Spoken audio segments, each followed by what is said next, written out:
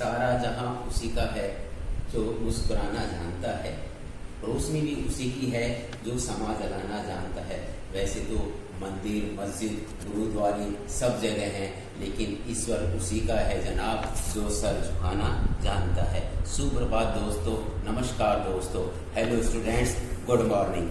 As we all know that due to corona epidemic in the present world everyone is in homes, schools are closed at such a time, so I am making a small efforts to teach mathematics for class 10th student, and it will be suitable for both medium, either English medium और Hindi medium. नमस्कार दोस्तों, मैं ये जो corona महामारी चल रही है इससे पूरा संसार अपने घरों में कैद है, यहाँ तक कि स्कूलें भी बंद है और सभी छात्रों के लिए अभी दुविधा का समय है कि उनकी पढ़ाई नहीं हो पा रही। तो मैं इस जो घरों में कैद है इस कोरोना संक्रमण महामारी की वजह से छात्र घरों में बैठे हैं, उनके लिए मैं एक छोटा सा प्रयास करने की कोशिश कर रहा हूँ। Today we will discuss on statics. आज हम सांख्यिकी वाले चैप्टर पर डिस्कस करेंगे and its weightage in Rajasthan board 6 marks, और राजस्थान बोर्ड में ये 6 अंकों का भार होता है इसका। तो आज अपन स्टैटिक्स का चैप्टर स्टार्ट कर रहे हैं फ्रेंडों। देखिए स्टैटिक्स स्टार्ट करने से पहले हम इसकी फर्स्ट नॉलेज डाटा हम डाटा की नॉलेज लेंगे। What is the data? देखिए डाटा 2 टाइप्स के होते हैं, primary data and secondary data. What are the primary data? Primary data क्या होते हैं, प्राथमिक आंकड़े क्या होते हैं? तो देखिए प्राइमरी डाटा की डेफिनेशन है those data which are collected in first attempt. Those data which are collected in first attempt, ऐसे आंकड़े, ऐसे डाटा जो केवल फर्स्ट अटेम्प्ट में कलेक्ट करे उनको हम प्राइमरी डाटा बोलते हैं। सेकेंड टाइप होते हैं secondary data. What are the secondary data? Secondary data मतलब द्वितीयक आंकड़े क्या होते हैं?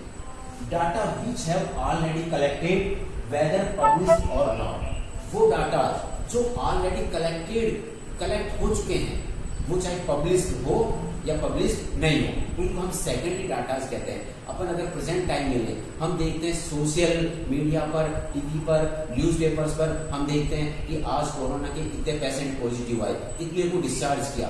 तो अपन जो पढ़ते हैं वो सेकेंडरी डाटा होते हैं, लेकिन डोर टू डोर जाकर जो सर्वे हो रहा है और वो जो सर्वे करके रिपोर्ट्स लिख रहे हैं वो प्राइमरी डाटा होते हैं। तो हम प्रेजेंट टाइम में इन डाटाज को primary and secondary datas publish, government publish करती है, न्यूज़पेपर में बुक्स में आते हैं, पब्लिश हो या नहीं हो, लेकिन जो ऑलरेडी कलेक्टेड हो चुके वो होते हैं सेकेंडरी डाटाज। सेकेंडरी डाटा और प्राइमरी डाटाज, ये है डाटाज के टाइप। अब अपन आते हैं रॉ डाटा।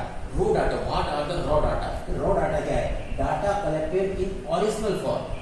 जो डाटा ओरिजिनल फॉर्म में कलेक्टेड है इज कॉल्ड रॉ डाटा। वो रॉ डाटा होते हैं जो ओरिजिनल फॉर्म में कलेक्टेड किए हुए होते हैं, वो ओरिजिनल डाटा है, वो रॉ डाटा कहलाते हैं।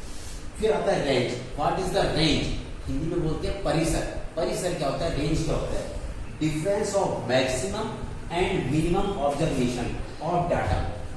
Maximum observation means maximum marks और मिनिमम सबसे छोटी, उनका डिफरेंस जो होता है वो रेंज यानी परिसर बोलते हैं। मैक्सिमम, हाईएस्ट ऑब्जर्वेशन में जो हाईएस्ट होती है लार्जेस्ट नंबर, और जो लोवेस्ट स्मॉलेस्ट नंबर होती है उनका जो डिफरेंस होता है दैट इज कॉल्ड रेंज, उसको हम रेंज कहते हैं। Now we start representation of data in tabular form, यानी डाटाज को हम कैसे टेबल सारणी के रूप में हम इनको रिप्रेजेंट करते हैं, कैसे प्रदर्शित करते हैं, उसके बारे में हम पढ़ेंगे। देखिए first type ungrouped frequency distribution table. Ungrouped frequency distribution table means अवर्गीकृत समूह सारणी। जब डाटाज को हम कलेक्ट करके एक साथ लिखते हैं तो बिना ग्रुप के, जब ये कम नंबर्स में होते हैं ऑब्जर्वेशन, तो हम उनको ग्रुप में डिवाइड नहीं करते। तो वो जो रिप्रेजेंटेशन होता है वो होता है अनग्रुप्ड फ्रीक्वेंसी डिस्ट्रीब्यूशन टेबल। और इसमें हम जो टेबल राइट करते हैं उसमें हम टैली मार्क्स को यूज करते हैं। Tally marks, as you know very well that tally marks represented 1, 2, 3, 4 and 1, 2 3 4 5। ये हम पहले मार्क्स को ऐसे रिप्रेजेंट करते हैं जो आप ऑलरेडी प्रीवियस क्लासेस में पढ़ चुके हैं। सेकंड टाइप का है grouped class. When observations are in large number, जब ऑब्जर्वेशन काफी ज्यादा नंबर्स में होते हैं तब हम उनको अलग अलग ग्रुप में डिवाइड कर देते हैं। उन ग्रुप्स को हम क्लासेस बोलते हैं। जब ज्यादा नंबर में होते हैं तो हम उनको क्लास इंटरवल्स, मतलब अलग अलग उनके हम क्लास वर्क बना दिए जाते हैं। तो if number of observation is very large then we divide data in groups. हम डाटा को ग्रुप में डिवाइड कर देते हैं। और वो जो क्लासेस होते हैं वो क्लास इंटरवल्स होते हैं, उनको हम क्लास इंटरवल, क्लास साइज और क्लास विड्थ कहते हैं। अब इसमें जो क्लास इंटरवल में class size and class width, ये 2 वर्ड्स आए। What is the class size and what is the class width. क्या होता है class size and class width? किसी क्लास इंटरवल के अपर क्लास लिमिट और लोअर क्लास लिमिट, इनका डिफरेंस होता है, that is called class width और क्लास साइज। अब आप ये पूछोगे कि ये क्लास इंटरवल में अपर क्लास लिमिट क्या होती है, लोअर क्लास लिमिट क्या होती है? तो देखिए, lower class limit, lower number of each class is known as lower class limit. किसी भी क्लास का जो लोअर नंबर, स्टार्टिंग वाला लेफ्ट साइड वाला जो नंबर होता है वो लोअर क्लास लिमिट होता है, और जो राइट साइड वाला होता है, जो बड़ा नंबर होता है, that is called upper class limit. And difference between upper class limit and lower class limit is called class width और क्लास साइज। ये क्लास विड्थ और क्लास साइज होता है, ये में डिफरेंस होता है। Now let us start exercise number 17 of class 10। Measure of central tendency. Measure of central tendency, केंद्रीय प्रवृत्ति के माप। There are 3 measure of central tendency, means arithmetic mean, median and mode. तो there are 3 central tendency, mean, median and mode. Simple way, mean is known as average. हम इसको साधारणतः average के नाम से भी जानते हैं। अब मीन, मीडियन एंड मॉड, इन तीनों क्वेश्चंस को हम सोल्व करेंगे और तीनों में रिलेशन, हम कोरिलेशन क्या है ये भी हम फाइंड करेंगे। तो today we take first topic mean. आज हम मीन जो है वो पढ़ाएंगे, व्हाट इज द मीन। इससे पहले हम type of questions, there are 3 types of question in mean, median and mode. Either we find mean or we find median or we find mode. चाहे हम मीन फाइंड करें, चाहे हम mod find करें, चाहे मीडियन फाइंड करें, तीनों के क्वेश्चन सेम टाइप के होते हैं, लेकिन but there are 3 types of question. वहाँ 3 टाइप के क्वेश्चन आपको मिलेंगे। फर्स्ट टाइप का जो क्वेश्चन होगा, when only observations are given, जब केवल ऑब्जर्वेशंस दिए होंगे, वो टाइप के question, when only observations are given.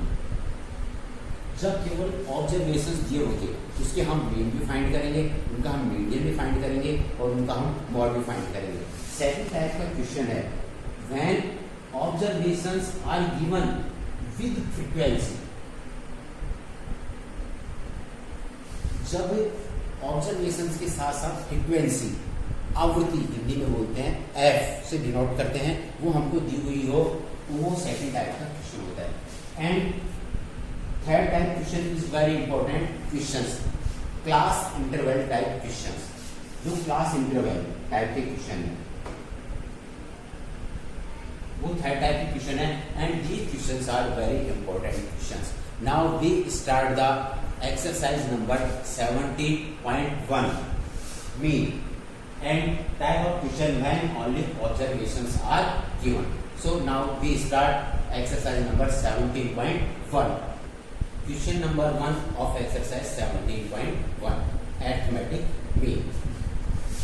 If marks obtained by 10 students of class 10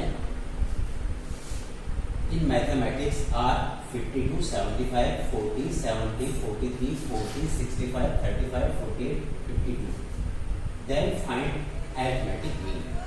अगर कक्षा 10 के विद्यार्थियों के द्वारा गणित में जो मार्क्स है वो उनको प्राप्त में हमको 10 स्टूडेंट के मार्क्स दे रखे हैं अलग अलग। जो फर्स्ट स्टूडेंट है, पहले वाले स्टूडेंट के 52 मार्क्स आए हैं, सेकंड वाले के 75 आए हैं। ऐसे हमको 10 स्टूडेंट्स के मार्क्स दे रखे हैं कि किन किन स्टूडेंट के कितने कितने मार्क्स प्राप्त हुए हैं, उनका हमको मीन फाइंड करना है। अब ये क्वेश्चन है जो फर्स्ट टाइप का क्वेश्चन है। This is the type of first question when observations are given, जिसमें जो ऑब्जर्वेशंस दे रखे हैं, इनमें फ्रीक्वेंसी भी दे रखी है। तो this is very simple question. First we write the formula of mean, हमको सबसे पहले मीन का फॉर्मूला लिखना पड़ेगा। And the formula of mean is sum of observation upon number of observation and we denoted mean by x bar. So first we write the formula of mean. Given observation, given observations, हमको observations दे रहे हैं तो ये हमको सारे लिखने के ऑब्जर्वेशन क्या दिया गया है अप टू लास्ट में 52, बीच के मैंने ऑब्जर्वेशंस नहीं लिखे। अब first we write the formula of mean and we denoted mean by x bar. Its formula is sum of observations upon number of observations, sum of observations upon number of observations. In another form, we write it in the sigma x upon n. This sign is sigma, this summation, this sum of x. X denoted the observations.